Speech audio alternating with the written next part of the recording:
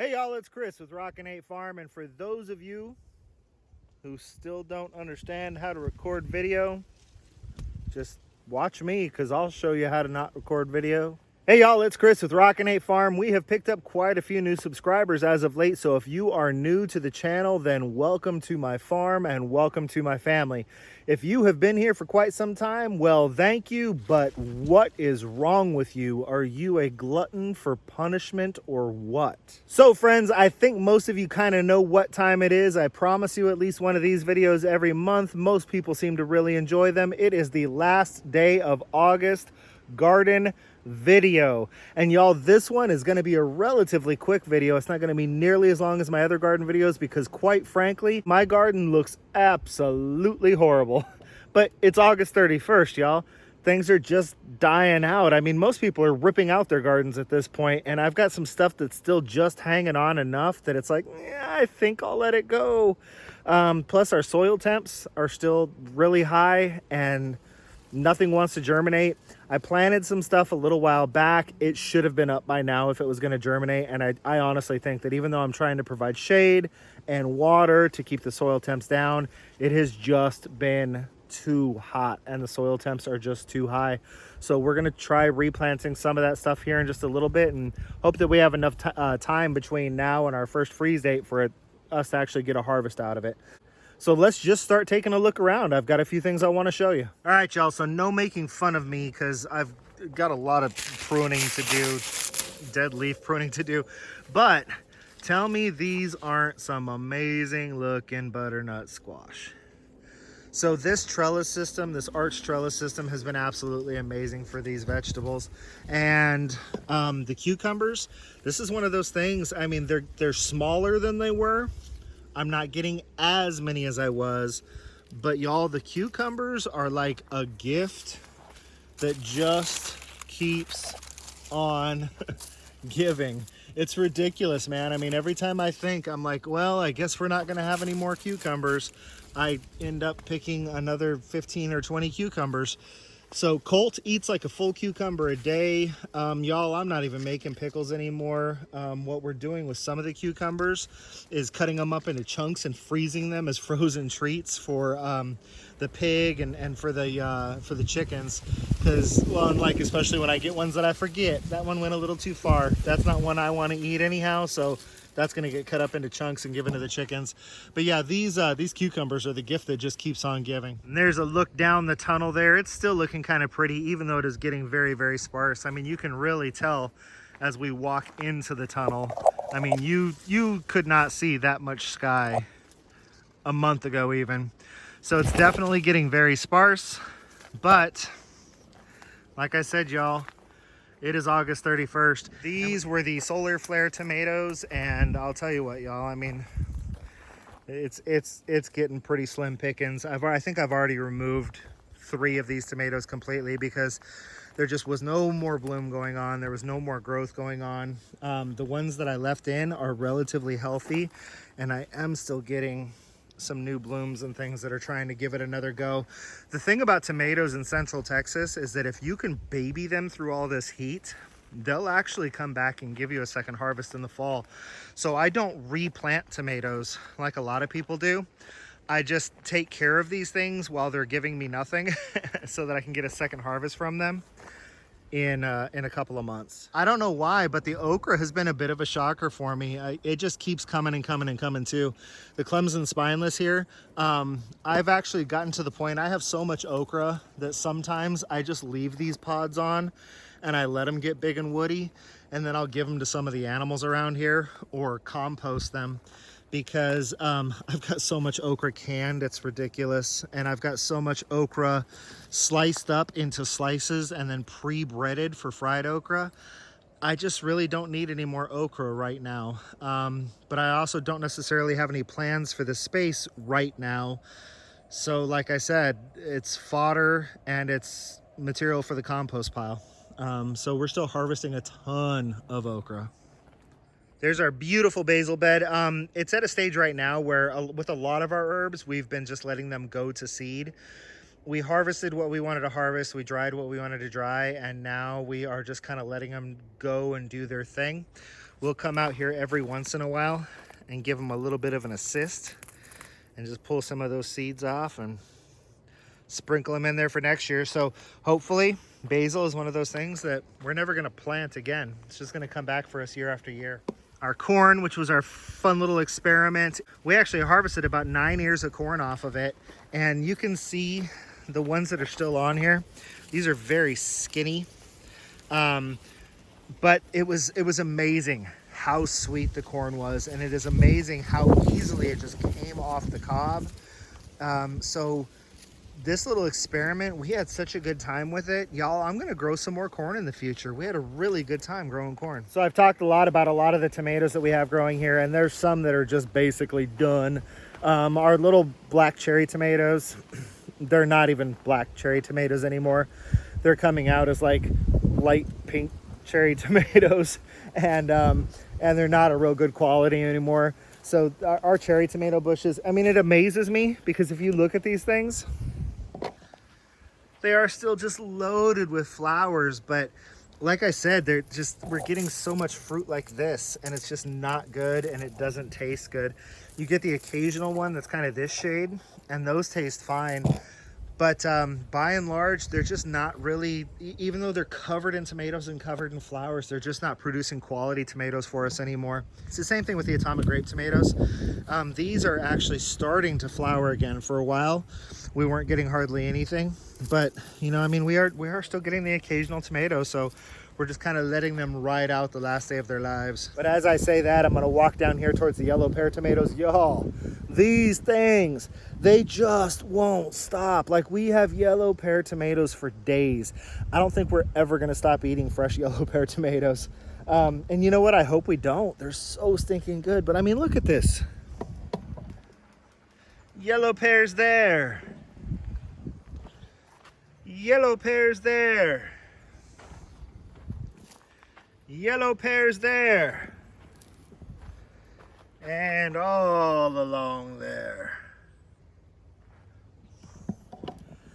And it's awesome too, because so I'm going to tell you right now, part of our experiment, plant all these different types of cherry tomatoes, find some that we absolutely love. The atomic grape tomatoes, y'all, awesome. By far my favorite cherry or grape type tomato. If y'all aren't growing the atomic grape tomatoes, you should, because if you're doing a market garden, they're so interesting looking, and the flavor in them is absolutely unbelievable. They look really funny. You know, you cut them open and they're orange and yellow on the inside, and you know, they're all different colors on the outside, and we give them to our 5-year-old, and he clears those off the plate before he touches anything else. And I asked him, I said, out of all the tomatoes that we grow, which one is your favorite? And he says, the funny looking ones. He's talking about those atomic grape tomatoes. They are absolutely unbelievable. My second favorite tomato, and the reason I just keep growing it year after year, is the yellow pear. So the yellow pear has been my go-to every single solitary year. I have always grown yellow pear tomatoes, and for all the other cherry varieties, I experiment and I play with it. Well, now I'm going to be growing yellow pear and atomic grape tomatoes every single solitary year, and I will experiment with other varieties. Those are 2 tomatoes, hands down, yellow pear, atomic grape. Got both of those from Baker Creek Seeds.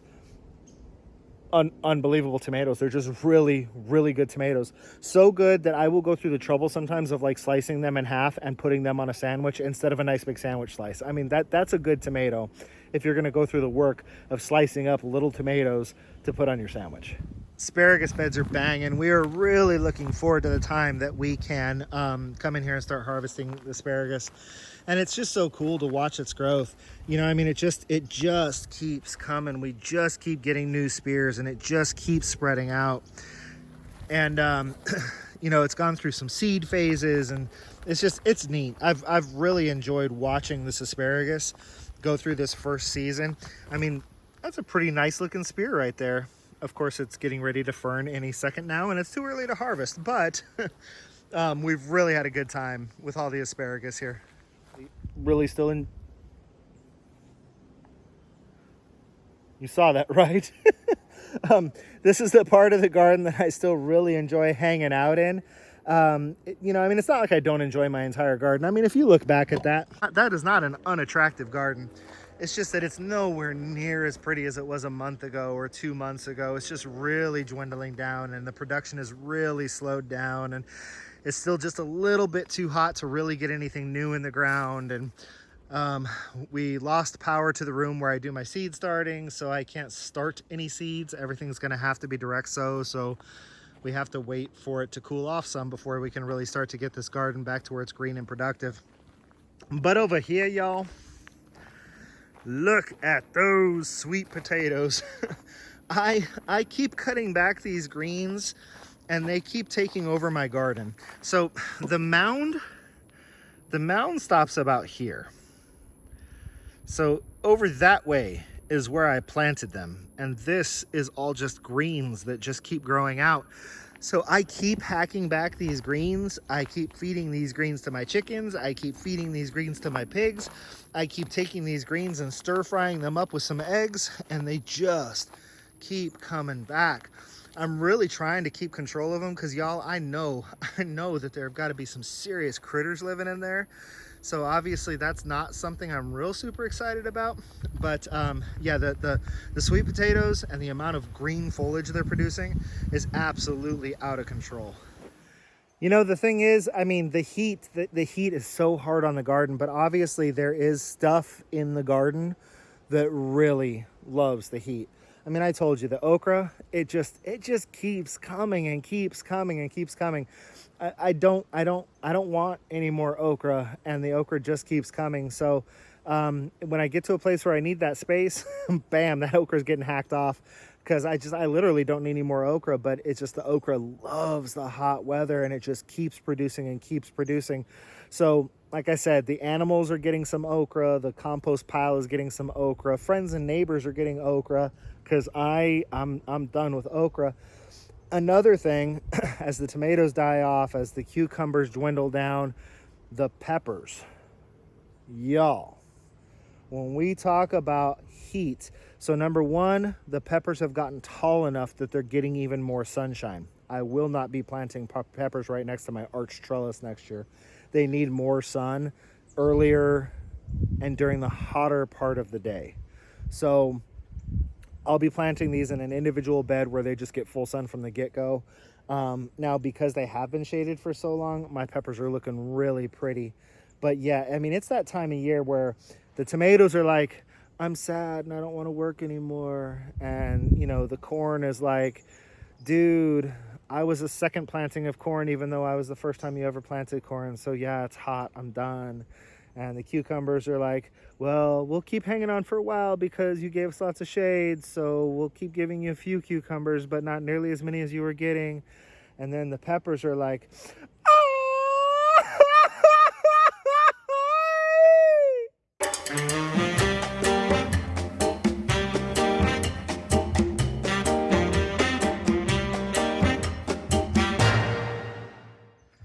yeah, peppers are banging, y'all. I mean, they're just, I'm not getting super big peppers this year. And I can't tell you which pepper is what because I didn't label them because I'm dumb. But I know the ones that grow over here, I'm pretty sure these are my mystery peppers, which means I don't have any idea what kind they are, because I just had some good peppers last year and I harvested seeds to see what I would get. And I got peppers that are smaller than last year's, but just as hot and taste just as good. I think the ones in the middle are the Tams. These seem to go red pretty quick, so I think that's what those are. And then I want to say Craig's Grande down here, but there's nothing Grande about. No, these must be the Tams. And then maybe these little fat ones are Craig's Grande. But like I said, they're not very grande. My poblanos, we are getting a ton of poblanos, and they are just silly small, but they taste good. You know, it's just they're not real good for like, hey, let's roast this up and make a chili relleno. They're more like, hey, let's cut this up and mix this in with some eggs. So we're getting a ton of poblano peppers, but they're just very small. They're very, very undersized. The bell peppers are looking at the poblanos and laughing at them and making them feel insecure. so I kind of know what they're going through. And then there's just one last thing that I want to show y'all. I think I've got everything in the garden. This is something that's in my garden just temporarily because it's going to be in my orchard soon.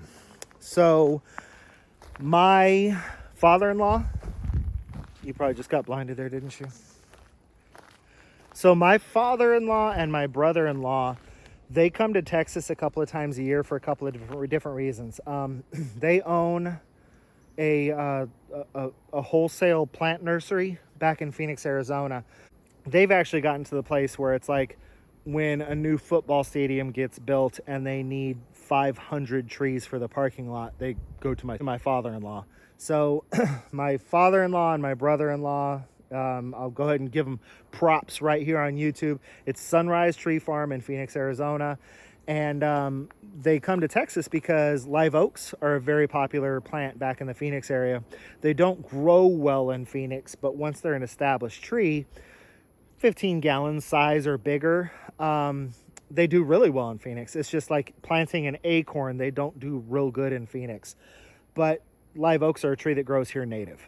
So they come over here and they go to several nurseries to gather live oak trees that they take back to Phoenix and then grow them out to more mature sizes, put them in larger and larger containers, and then get them to the size where they can sell them to their major projects.